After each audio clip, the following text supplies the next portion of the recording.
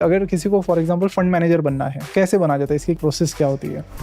अपने को वही करना चाहिए जिसमें हम बेहतरीन हो। You choose the space where you can be the best.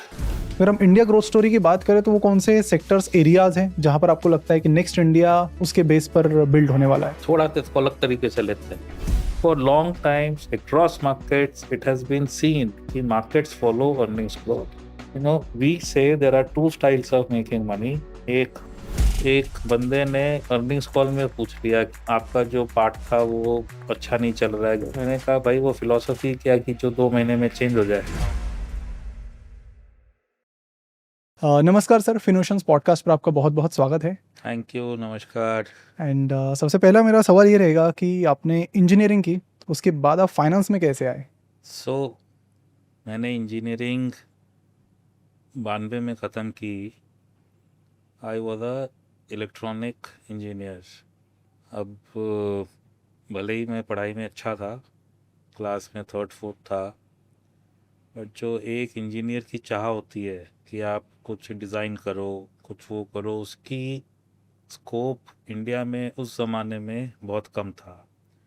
जो हम आज के दिन एसएमटी लाइंस देख रहे हैं वो केवल 2 कंपनियों के पास थी। एक इंस्ट्रूमेंटेशन इंडिया लिमिटेड कोटा थी और एक कोई एमएनसी कंपनी थी। बाकी इंडिया में बहुत ही स्मॉल स्केल पे काम होता था। तो भले ही पढ़ाई एक नई उभरती हुई फील्ड में थी, पर उसका स्कोप सी मेंटेनेंस करने का ज़्यादा मन नहीं था उस समय। नया बनाने का मन था, उसका राइट। स्कोप बहुत कम था। और दूसरी एक चीज़ हुई थी जो मैं सबको बताना चाहता हूँ कि इंजीनियरिंग की पढ़ाई कोई आसान पढ़ाई नहीं है, बहुत मुश्किल पढ़ाई है। और आप अगर उस पीरियड में वापस जाते हो, 92 91 में भारत ने सोना गिरवी रखा था, तो थोड़ा सा मुश्किल वक्त भी था। मुझे याद है कि यू नो मेरा एक शॉर्टलिस्ट एलएनटी में हुआ था उस ज़माने में। तो एक तो उन्होंने आके कॉलेज में शॉर्टलिस्ट किया था, फिर पूरे एरिया के कॉलेजेस का फाइनल उन्होंने कलकत्ता के जो ये है बोटानिकल गार्डन, उसके पास एक उनका कोई ऑफिस था, वहाँ पे किया था। नहीं तो भी 400-500 आदमी को 30-40 सीटों के लिए कॉम्पीट कर रहे थे, तो वो वैसा दौर था। तो एक जो चीज दिमाग में आई वो ये कि क्या इस भीड़ का पार्ट बनना है?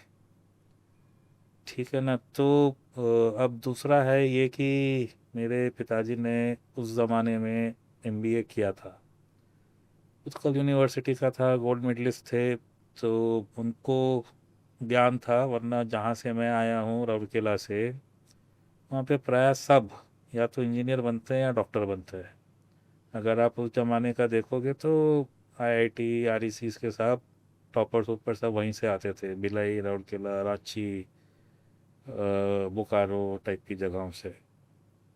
उसके आगे कुछ होता हमको मालूम ही नहीं था, बट लकीली पापा को पता था। और हमने एक एग्ज़ाम कैट का रिलक्टेंटली लिख दिया था। तो एक कॉलेज में मेरा वेट लिस्टेड था, without preparation I had gone and then it happened. So that is the journey towards MBA and leaving engineering.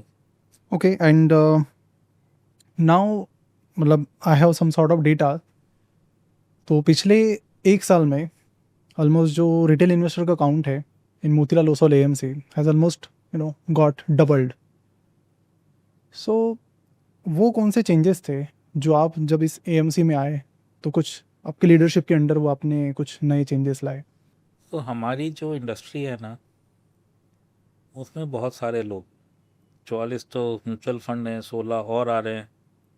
उसके अलावा अगर आप देखो तो ऑल्टरनेट्स में तो कोई लिमिट ही नहीं है। बहुत बहुत सारे लोग हैं, 100-150 लोग होंगे, पता नहीं। जो आप ऐसी इंडस्ट्री में जाते हो तो एक ऑप्शन होता है कि आप भी, ये कमोडिटाइज इंडस्ट्री है, आप भी कमोडिटी बन जाओ। राइट। दूसरा ये होता है कि आप कुछ ऐसा करो जो दूसरे नहीं कर रहे, और इन्वेस्टर के सामने खड़े होके उसका बयान करो कि ये हम कर रहे हैं, आपको जचता है तो आप आ जाओ, हम यही करेंगे। ओके। सो अब जो है एक जो थॉट था वो ये कि अपने को वही करना चाहिए जिसमें हम बेहतरीन हो, जिसमें कोई और बेहतरीन है उसको रहने दो। Yes. You choose the space where you can be the best, okay, and then do it, be the best and then communicate। ठीक है, तो हम बेस्ट थे फोकस्ड हाई कन्विक्शन इन्वेस्टिंग में। अगर उससे पहले का जो दौर था उसमें जो लोग लंबे लंबे फंड क्लोज टू इंडेक्स चलाते थे, वो उनका दौर था, वो अच्छे लगते थे। हमने कहा नहीं, वो अच्छा करते हैं, उनको करने दो। हम फोकस्ड हाई कन्विक्शन इन्वेस्टिंग अच्छा करते हैं, हम यही करेंगे। तो आप हमारे म्यूचुअल फंड देखो, आप हमारे ऑल्टरनेट देखो, सारे फंड हमारे 20 से 35 स्टॉक के बीच के मिलेंगे।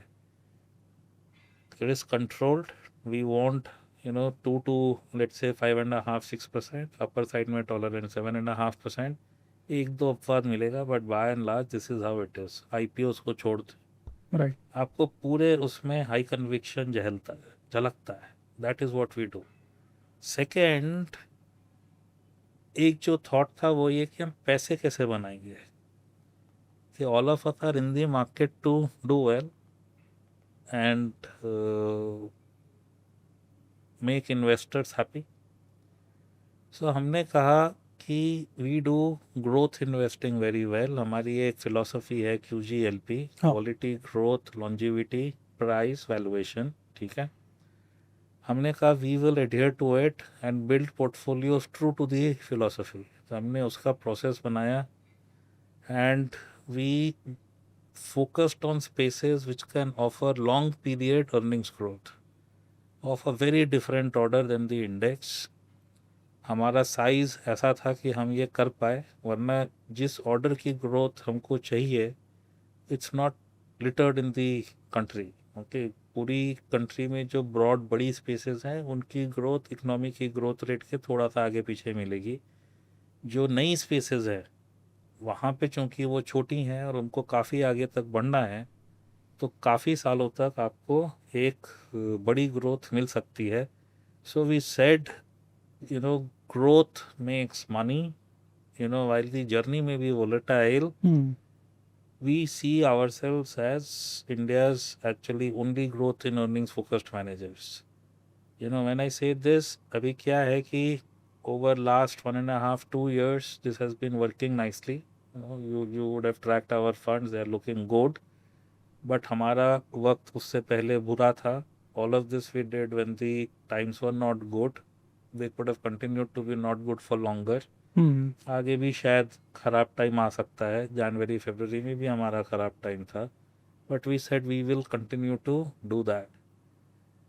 हमारे को एक बंदे ने अर्निंग्स कॉल में पूछ लिया कि ये आपका जो पार्ट था वो अच्छा नहीं चल रहा है, गिर गया, एनी चेंजेस। तो मैंने कहा भाई वो फिलॉसफी क्या कि जो 2 महीने में चेंज हो जाए।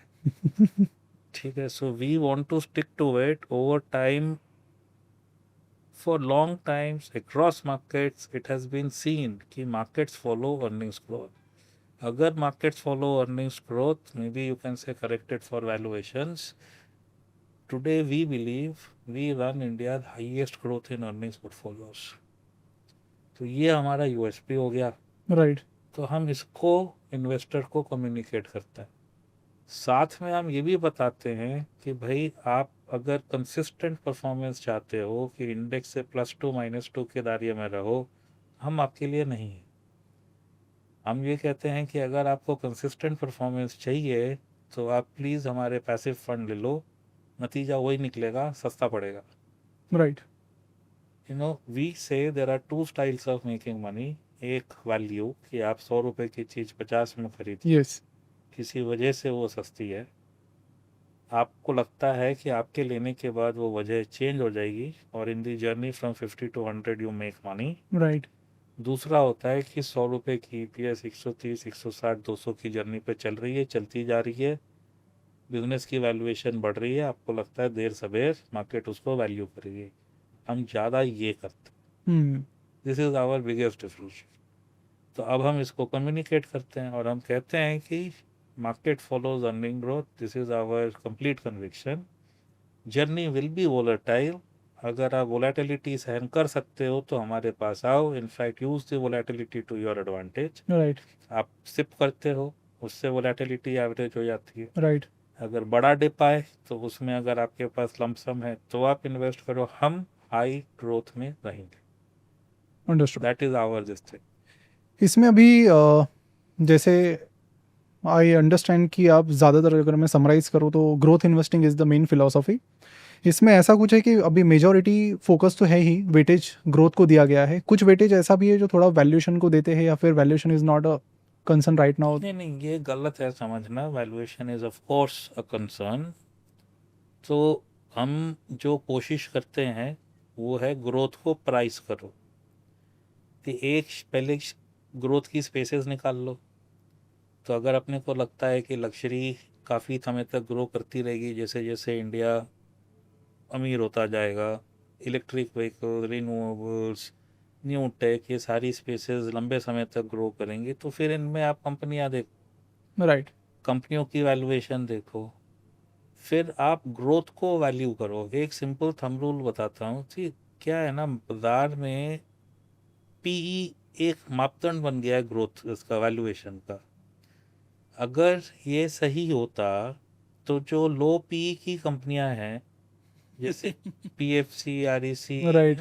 एचपीसीएल, बीपीसीएल, बहुत सारी जो low single yes. Digit P की कंपनियां हैं, should have been the best performing true. For ever every day. Absolute. होता तो नहीं है। राइट। वैसे ही जो हाई पी की कंपनियां हैं should have been the worst performing yeah. Every day.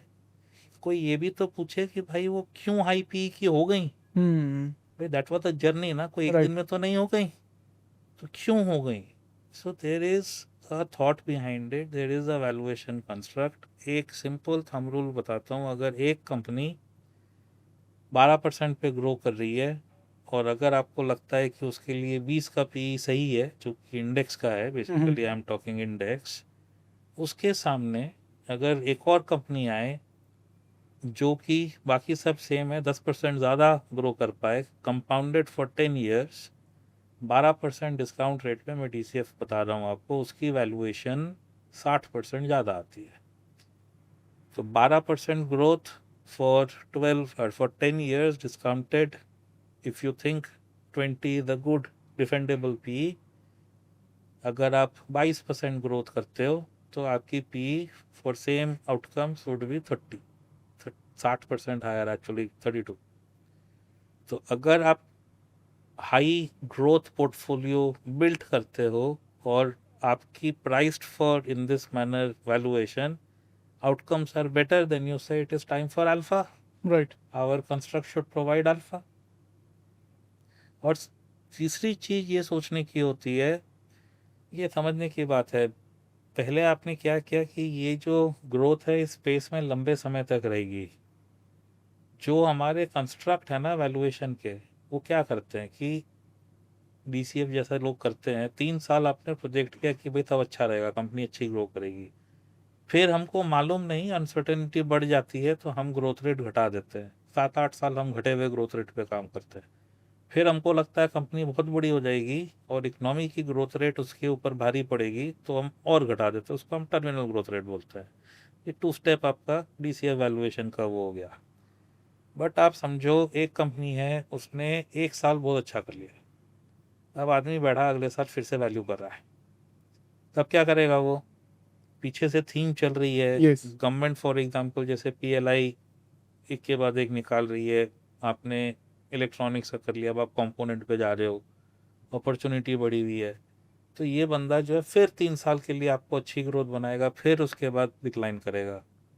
तो अब क्या हुआ, जो आपकी नई वैल्यू आई उसमें जो पुरानी वैल्यू थी उससे अर्निंग ग्रोथ की आपको कंपाउंडिंग मिली, बजाय की डिस्काउंट रेट के। Right. So this is something to be seen कि ग्रोथ कब तक मेंटेन्ड है, कितने लंबे समय तक मेंटेन्ड रहेगी। अगर ग्रोथ मेंटेन्ड है तो मोस्टली वैल्यूएशन मेंटेन्ड रहती है, थोड़ी थोड़ी घिसती है। That is the other trick, कि अगर आपको लगता है कि ये चीज़ जो है 10% महंगी है, 20% महंगी है, भाई वो 20% धीरे धीरे हुई है। 20 का नॉर्मल आपके वैल्यूएशन के अंदर भी शायद आएगी तो धीरे धीरे आएगी। तो other way of thinking is कि कोई चीज 25% पे ग्रो कर रही है, आप उसमें 2 से 3% वैल्यूएशन करेक्शन लगा लो, हम्म उसके बाद देखो कितना पैसा बनता है. So that is the manner of looking at various names and build the portfolio, which is what we end up doing. So we think corrected for valuations, our constructs have provided lot of alpha and should continue to provide lot of alpha going forward. Understood. So मैं थोड़ा इसमें आऊँगा कि now मतलब आज की date में क्या है ना कि जो आप ले लो कंपनी तौर पे, जैसे मिष्टान फूड में हुआ, there are many companies who are showing like financially तो बहुत स्ट्रांग दिख रही है या बाकी चीज़ों में, बट इन द बैक अगर आप देख रहे हैं तो वो मतलब एक स्कटल बट अप्रोच वगैरह, मतलब क्या आप उस पर बिलीव करते हैं और आज की डेट में किस तरह से करते हैं? So हमारा प्रोसेस काफ़ी इसमें stringent है. So बहुत कुछ करते हैं, स्कटल बग भी करते हैं. So we ask the peer set of the companies जिसको भी हम एसेस कर रहे हैं, नई कंपनी जा रहे हैं तो people who have exited the company in the past, अगर वो मिल जाए तो उनसे भी पूछ लेते हैं, कॉम्पिटिटर, सप्लायर्स, बायर्स, उनसे देख लेते हैं. So all of that is done. What we are also able to do is to, as a practice, we don't keep our portfolios hidden. Now, our hmm portfolios are very public. तो अब जैसे alternate का side है, if we are going to a client, तो हम आपको portfolio दिखा देते हैं. सर आप बताओ इस कंपनियों में से किसी में आपको गुंजाइश है क्या? You have any negative thoughts on anybody? तो हमारी उसमें नॉर्थ की भी कंपनियां होती हैं, साउथ की भी होती हैं, ईस्ट राइट. की भी होती हैं, वेस्ट की भी होती हैं. हमारे क्लाइंट भी चारों तरफ के हैं. ठीक है.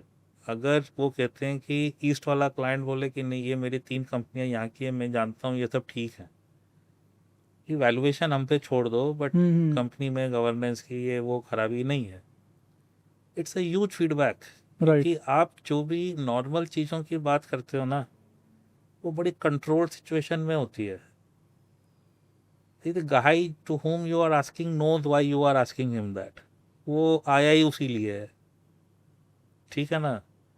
तो वो बड़ा आपको एक, it adds value. I'm not saying it doesn't, it adds value, but वो controlled situation है.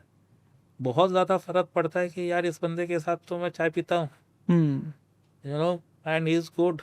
बुरे टाइम पे इसने ऐसे काम किया था, सो उससे उसका कैरेक्टर झलक के आता है. If people of the place say that this guy is good, I have no issues. It is very good. It is very good. और कई सारी चीज़ें जो है ना बाजार में, वो केवल फाइनेंशियल और कॉरपोरेट गवर्नेंस की नहीं होती. सबका अच्छा टाइम आता है, बुरा टाइम आता है. राइट. अभी एक कंपनी थी, मैं नाम नहीं लूँगा, सब अच्छा चकाचक और है, सब चकाचक, नो प्रॉब्लम. पर वो जिस रीजन की कंपनी थी ना, उसने अपने रीजन जिन लोगों के साथ वो बड़ी हुई थी उनको पीछे छोड़ दिया. हम्म भाई आप जब बड़े होते हो तो आपकी बेस वही लोग हैं. अगर राइट. आप उनको पीछे छोड़ दोगे तो जब आपका बुरा टाइम आएगा वो वापस नहीं आने वाले हैं. सही बात है.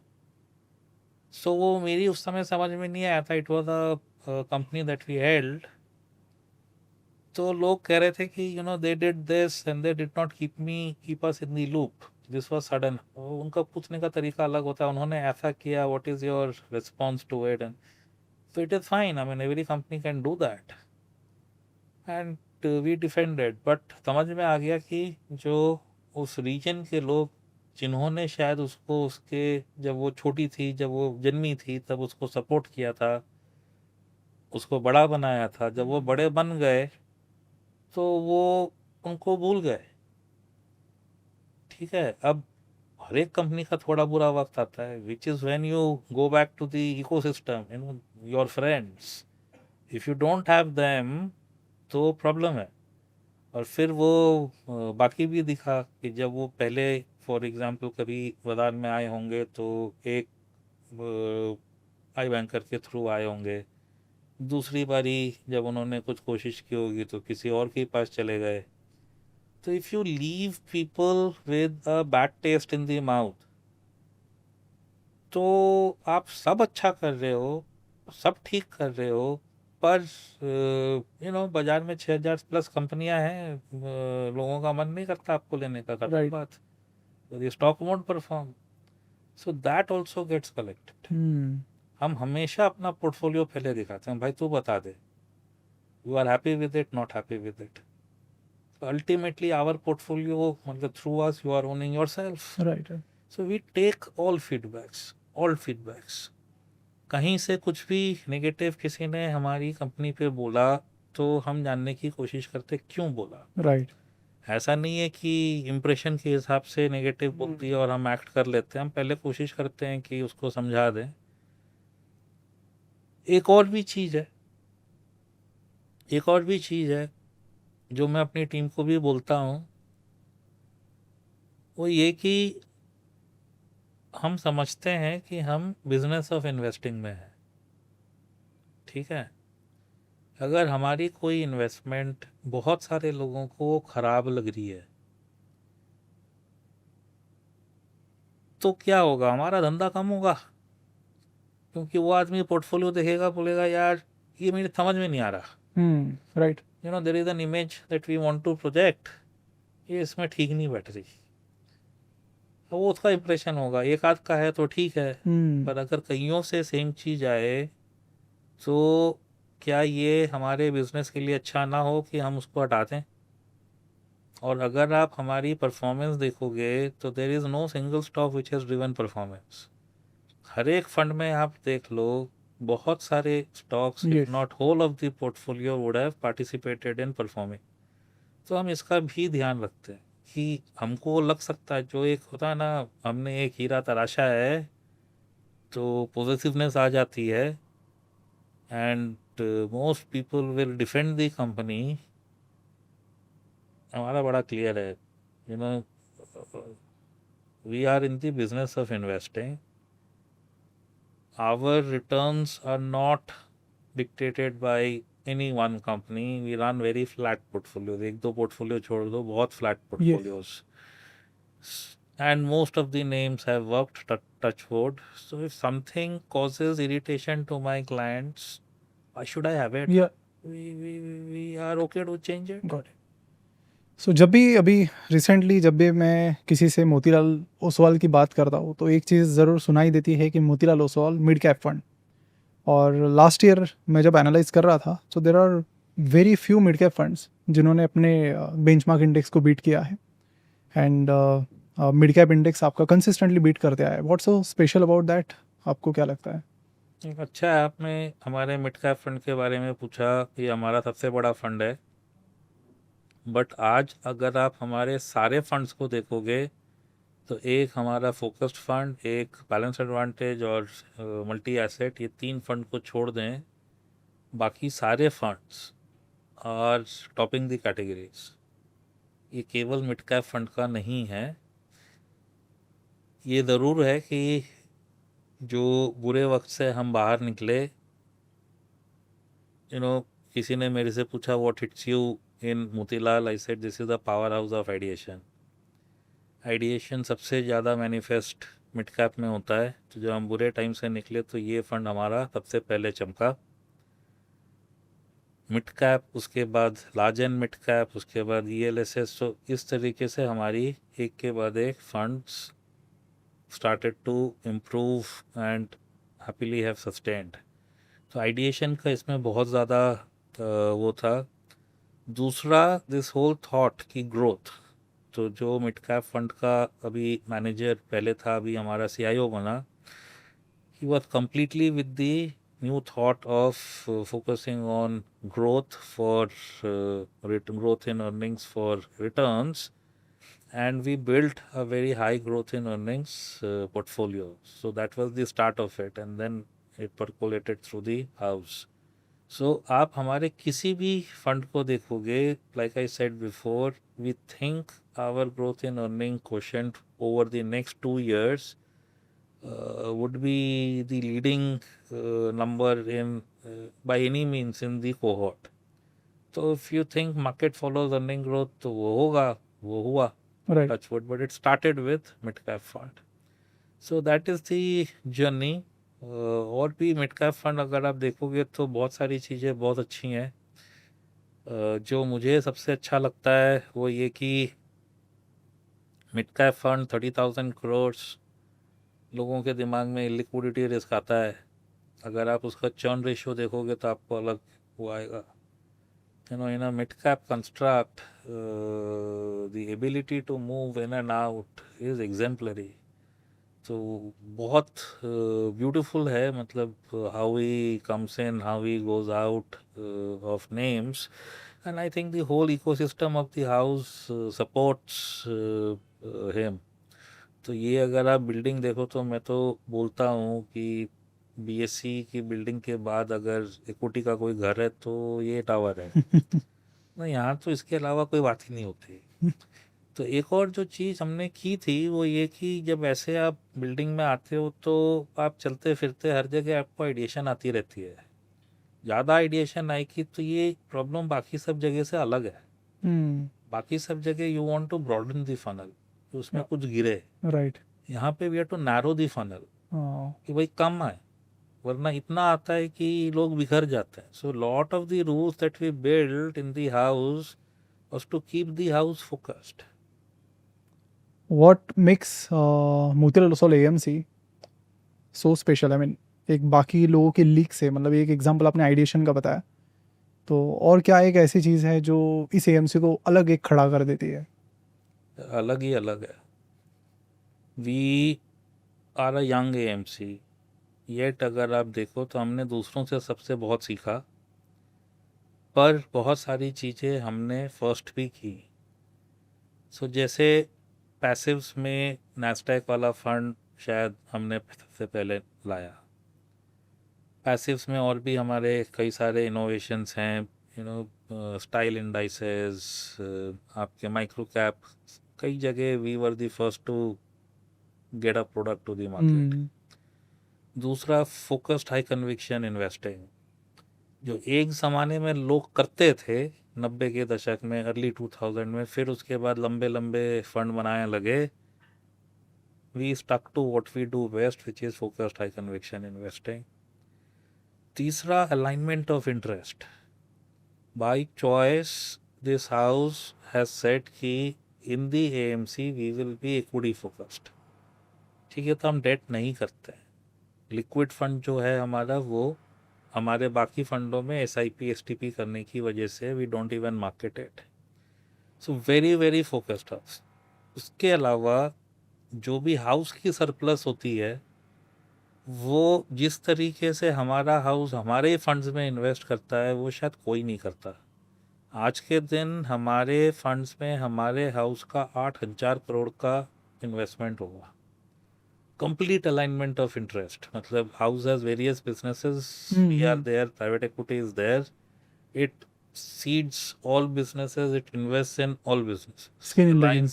aligns itself with the small investor completely. उसके अलावा this whole communication, we are one house who is not scared to tell the people what to expect.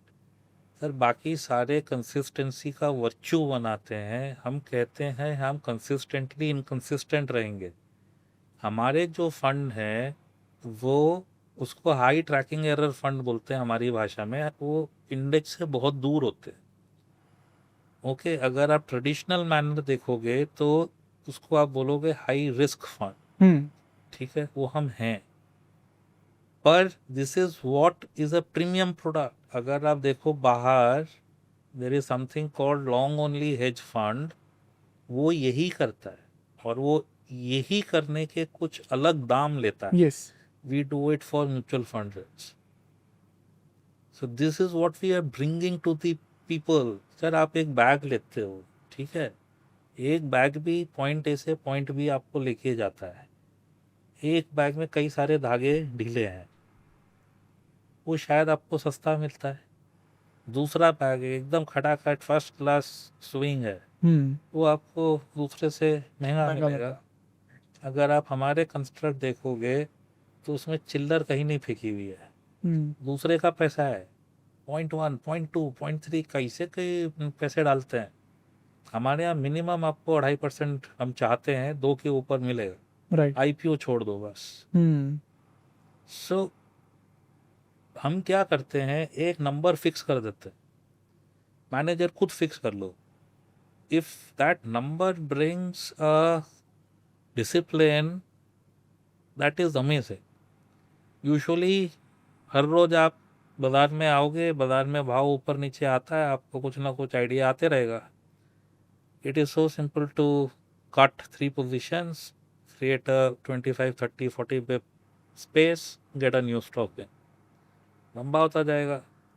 हम कहते हैं भाई आप फिक्स कर लो, 30 काफ़ी है, 35 काफ़ी है, get in one, get out one, hmm. तो कंपटीशन आता है। Right. Why are you getting in something, it is better than something else. Hmm. Yeah. तो एक रिगर आता है। So we do all of that. तभी तो आप हमारा पोर्टफोलियो तो देखो, दूसरे का सामने तो देखो, राइट।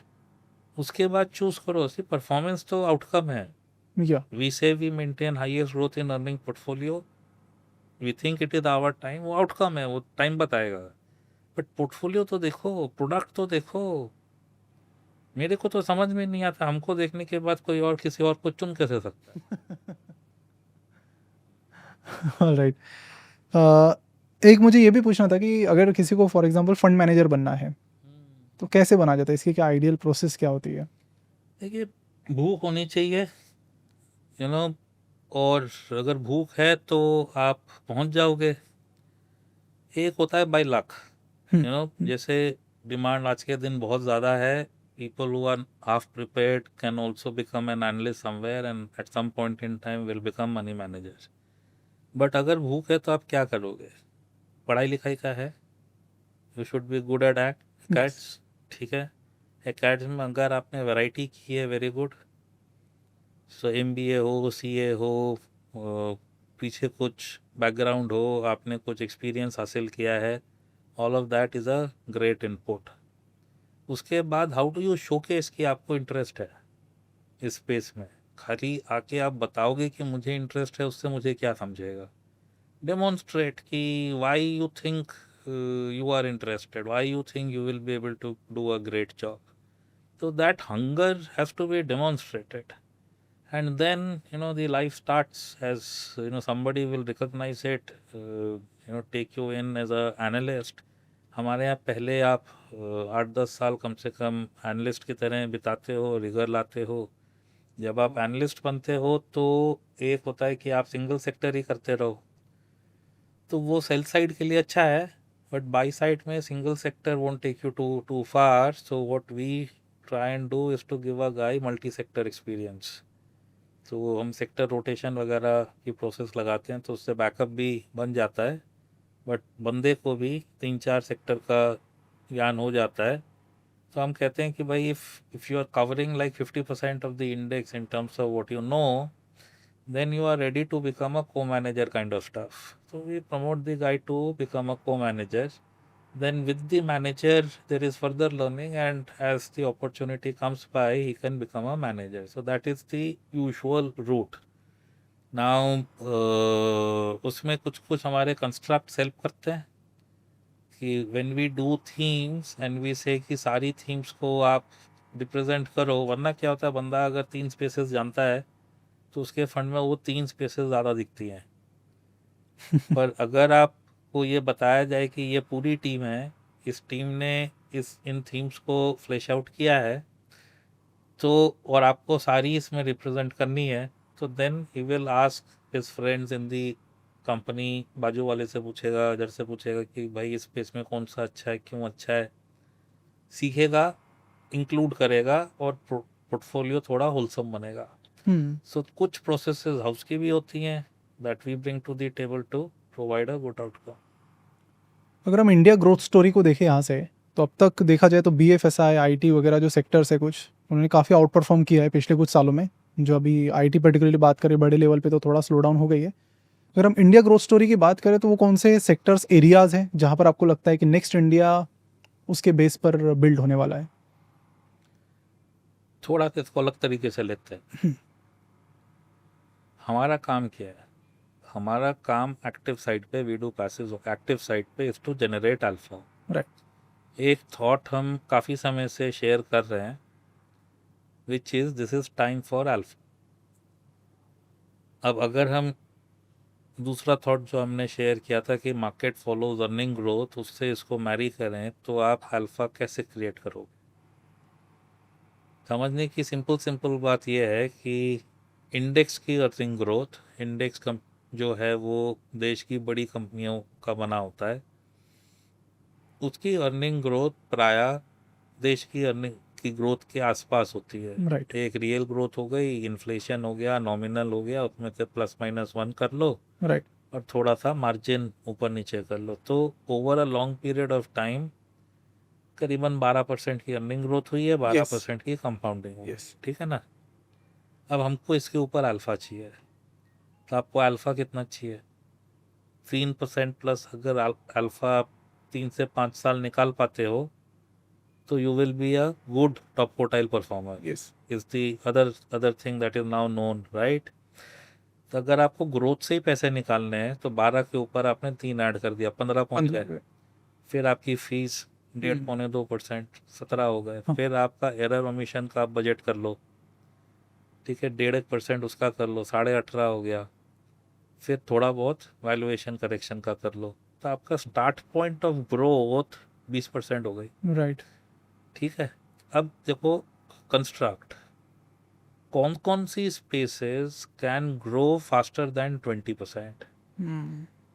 अगर आप हमारा हाउस देखोगे ना, तो वो सारी स्पेसेस, क्या बैंक करेंगे? नहीं। क्या स्टेपल्स करेगी? नहीं। क्या कमोडिटीज करेगी? नहीं। क्या आइस व्हीकल्स करेंगी? नहीं। यू नो, ये सारी स्पेसेस हमारे यहाँ है ही नहीं, प्राय है ही नहीं। Don't take it to the last decimal, but प्राय है ही नहीं। राइट अल्फा बनता है जैसे 90s में बना, एक नई स्पेस आई, सॉफ्टवेयर छोटी सी ये थी। 90s में तो हमने सोना गिरवी रखा था, तो इकोनॉमी कुछ ज़्यादा कर नहीं रही थी, right. But this space grew 100% for 10 years। लोगों को थोड़ी देर बाद समझ में आया, बट जिस भी मैनेजर ने उसको इंक्लूड किया, वो मैनेजर आज स्टार बना हुआ है। ठीक है। उसके बाद 2000 के बाद का जो पीरियड था, उस समय जो आपने कहा प्राइवेट सेक्टर बैंक्स आए, नए थे, छोटे थे, स्ट्रॉन्ग ग्रोथ की, 20-20 सालों की ग्रोथ की, और खूब अल्फा कमाया। एक आध बीच में छूट गया होगा, बाकी सब ने खूब अच्छी आउटकम दी। ठीक हो गया। Right so what do you need? New space new space which can grow vastly better than the index growth for several years। Right क्योंकि 2 साल तो ग्रो करेगा तो हमको दिखाई देना शुरू होगा, फिर हम वहाँ पैसे डालेंगे, फिर हमारी परफॉर्मेंस आएगी, फिर राइट डिस्ट्रीब्यूटर देखेगा, फिर वो क्लाइंट लाएगा। उसके बाद भी ग्रोथ चलनी चाहिए, वरना क्लाइंट को पैसे नहीं बनेंगे। So we keep saying, you need at least 5-6 dots. अब अगर हम कट टू दी प्रेजेंट आते हैं, तो ऐसी कई सारी स्पेसेस आ गई। पहले एक पीरियड में एक स्पेस थी। अभी अगर आप सोचो तो इलेक्ट्रॉनिक मैन्युफैक्चरिंग की कंपनियां क्या बाजार में लिस्टेड थी 5 साल पहले? क्या न्यू टेक लिस्टेड था 5 साल पहले? क्या ईवीज लिस्टेड थी 5 साल पहले? कोई म्यूचुअल फंड भी लिस्टेड नहीं था शायद। राइट ओके, कैम्स कार भी कोई लिस्टेड नहीं था। Whole of the capital market ecosystem, कुछ ब्रोकर थे। फिर अगर हम लग्जरी देखें तो क्या चॉइस थी? शायद एक हॉस्पिटल लिस्टेड था। अब आप जैसे जैसे मैंने रिन्यूएबल में कुछ लिस्टेड नहीं था, सोलार सब अभी राइट आया। और अभी तक मैंने डेटा सेंटर और एआई वगैरह की तो बात भी नहीं बात की। ठीक है ना। अब जैसे जैसे मैंने ये नाम लिए, आप सोचो कि इन नामों में आपको कई सालों की अच्छी तगड़ी ग्रोथ मिलेगी कि नहीं। बिल्कुल इसके साथ आप वो चाइना एंड सैटेलाइट्स +1 जो अभी थॉट चल रही है, उसको भी आप ऐड करोगे, और डिफेंस में जो चल रहा है उसको भी ऐड करोगे, so you get the platter. या So we say for the first time, a manager is getting so many growth spaces in the country all at once। तो अगर आप हमारे फंड देखोगे ना, तो most of the spaces that we spoke of, you should expect to find in most of our funds. मतलब large में थोड़ी सी दिक्कत होती है, उसमें 80% लार्ज कैप में होना चाहिए, स्मॉल में थोड़ा सा कुछ रिप्रेजेंटेशन है, बट बाकी सब में प्राय आपको सब मिलता है। अब क्या होता है बाजार में, कभी एक चीज़ चलती है, कभी दूसरी चीज़ राइट, चलती राइट। है, ठीक है।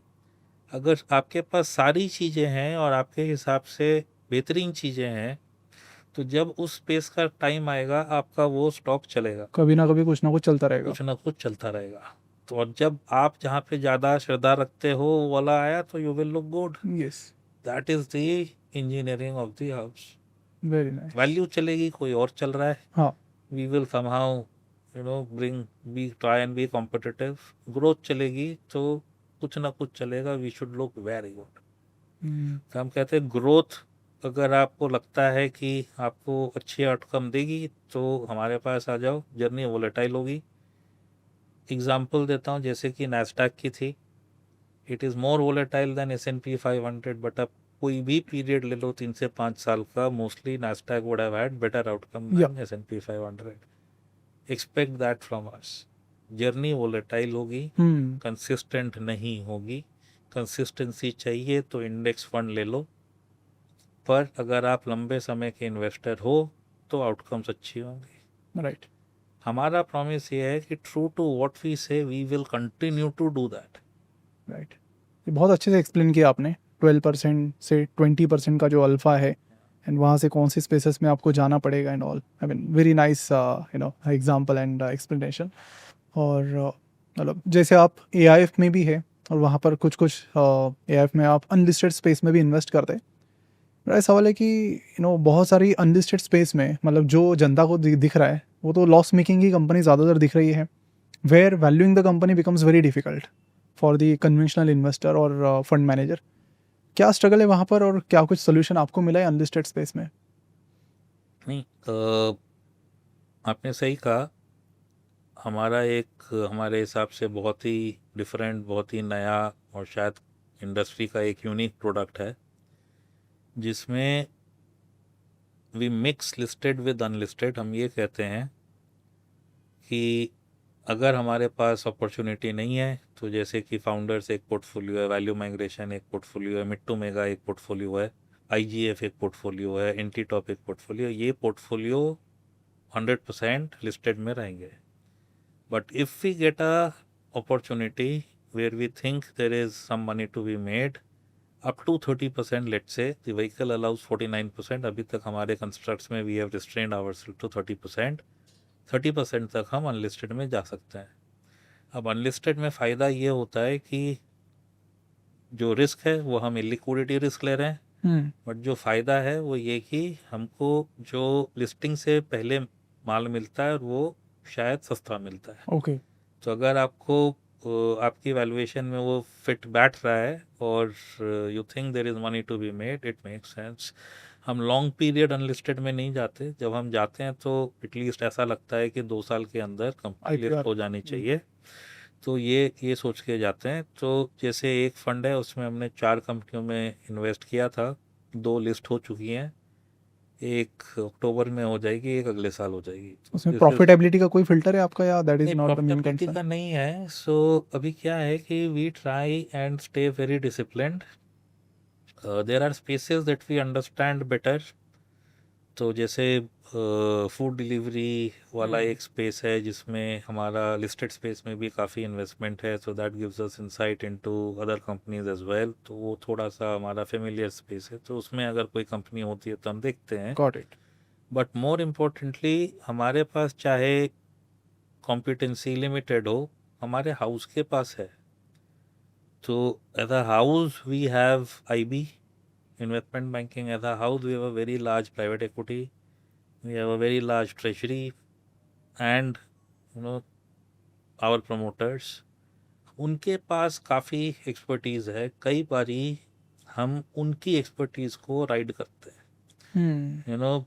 इस साले इसमें डिसिप्लिन रखना बहुत इम्पोर्टेंट है। क्या होता है कि हाउस का एक बड़ा इन्वेस्टमेंट होता है, तो फॉलो अप, कंपनी के साथ बातचीत, इनसाइट सब आती रहती हैं, एंड वी थिंक आउटकम, अच्छी आउटकम का चांस बढ़ जाता है। So this is what we do. we have done it in now many AIFs, and we think outcomes are very good. This is a very premium product. और मतलब किसी के लिए भी ये करना बहुत मुश्किल है, बहुत मुश्किल है। राइट। तो जैसा हमने कहा कि ये जो टावर है वो इक्विटी का गढ़ है बीएससी के बाद, बट बीएससी में भी आपको अनलिस्टेड नहीं मिलेगा, यहाँ पे वो भी मिलता वो है। भी मिल जाता है। So we somehow are able to bring the best of the house to the end investor. ये भी हमारी काफ़ी कोशिश है। देखिए आपको पूरे टाइम टीम दिखेगी। Say when you buy a MO product, you are not buying one fund manager, you are buying a team. You are not buying the team only, you are buying the house.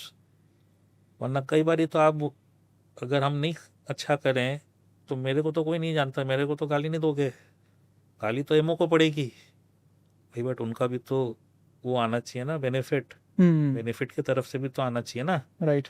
तो we try and bring the best of the house to the end investors. Right. सारे अपने दरवाजे खुले रखो, पूरी company में कहीं पे भी कुछ अगर अच्छा होता है तो उसके लिए जगह बनाओ और इन्वेस्टर को एक प्रोडक्ट की तरह से ऑफर करो। So is a very successful product for us, very different. वैसे ही हमने कई सारे डिफरेंट किए हैं, आपको पैसिव्स का कुछ कुछ बताया, ऐसे ही वी आर अ हाउस। मतलब जो भी आपने हमारी ग्रोथ बताई ना, ये जान के आश्चर्य होगा कि more than 50% of our daily and monthly inflows is direct. लोग बाग हमारी शायद परफॉर्मेंस देखते हैं जो डायरेक्ट वाली चैनल्स हैं और खुद आ जाते हैं। राइट। तो अब हमने उनके लिए भी इनिशिएटिव बनाया, so we connect with them, so this goes to them. Right. Right. Podcast, the whole thing is to connect to them and right sell. We have a team to address to them. Now this is the first house where we now have 3 active funds which are sold direct only. और 2 और हम करेंगे, 5 funds का bouquet बनाएंगे which will be sold directly only. Nice. So for people who understand that small is good, it gives flexibility and all of that.